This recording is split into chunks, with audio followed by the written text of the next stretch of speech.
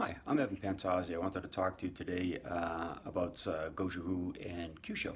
Now I'm down here in Buenos Aires, Argentina this weekend. This video won't be showing until a little later. I'm down here in the city right now waiting to go to the seminar. Today we're going to be teaching Tensho, tomorrow Seiyuchin, and the white crane nerve attacks of Tensho, and the tomorrow in Seiyuchin, the black tiger blood attacks. Now, this is important information, but especially today, what I want to document. Now, Chojun Miyagi was a genius, okay? In the early 1900s, a board of masters got together and they discussed the future of karate. And this is where you started developing more the sport aspect of karate as opposed to the real essence of the karate. And a lot of the hand positions changed to closed positions.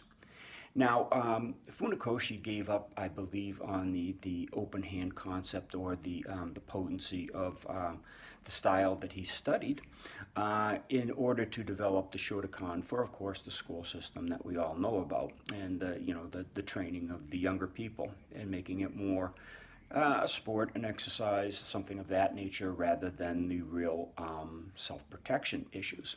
Now, as he did that, others did it as well. But Miyagi, again, was a genius. He's often quoted for saying the Bubishi was the Bible of karate. And because of that, I think his genius stems into the Tensho form. He took an older form, Rokushu, which stemmed from an older form than that, and which depicts the 6 Shaolin hands, Rokushu meaning 6 hands. And he put him into a kata called Tensho, which means turning palms. Now, if you've seen my 6G hands video from many years ago, I was talking about the rotations and the torque needed to make the hands active and work properly against nerve and or blood organ targets. So it's this rotation, and he called it Tensho, which means turning palms. Okay, now these turning palms, these are the rotations, all right? So what I believe he was doing, in essence, is not just creating another kata or creating an exercise. I believe he was preserving the 6 hands, okay, as a message to his organization and all that followed in Goju-Ryu, that the 6 hands were an important key, okay, and probably the most important key. So this form is invaluable for the Goju person or practitioner, but also for the rest of us. Because here's one master that decided, okay, yes, we're going to make these changes and more sportify karate, if you will, for the generations going forward, but he also maintained a key within his system. Did he tell anybody about it? Who knows? The higher-ups might have this key. They might understand this key. They might put it together, because Goju still retains a lot of the open hand movements. In their sparring or their fighting, they tend to be more fisted, okay, and hence the badge of the fist for Goju. But in reality, the hands are one of the most open-handed styles. The other styles, I believe, are really great depictions of the 6G hands and the Shaolin hands that are depicted in the Bubishi are the Wing Chun and, of course, the Weichi-Ryu, which was named after Weichi, but originally called Puangai Nun, and it was from China. So these styles in particular have preserved the hand positions, and they utilize them a little bit more. Weichi, more than many of the others, the Wing Chun is more crane oriented, as we all know. It was fashioned after a crane, supposedly, a crane fighting a snake. But its application is more crane fomented, all right? The Goju-Ryu it has turned mostly crane in modern times. It might have had more of the black tiger earlier on, and there's some, of course, that will argue that the black tiger's in there because there's a lot of grabs, there's a lot of throws and things of that nature. But for me, it's a little deeper. It's the attacks and where they're going, the methods of doing it, the hand positions that are being utilized to do that. The Uechi-Ryu has a beautiful system of all open hands. Now, in modern times, when they do their sparring or their kumite, they go all to fisted arts. Okay, there's no tiger aspects. Again, the Uechi-Ryu system or the Bangai-Nun system is tiger, crane, and dragon boxing. All right, so we see heavily, again, when they go into their fighting aspects, we see more crane. And they do a little bit of grabbing, okay, but not as much. They're not grapplers, okay, per se. So the tiger isn't as prominent in that style. Now, did Uechi partake in these meetings?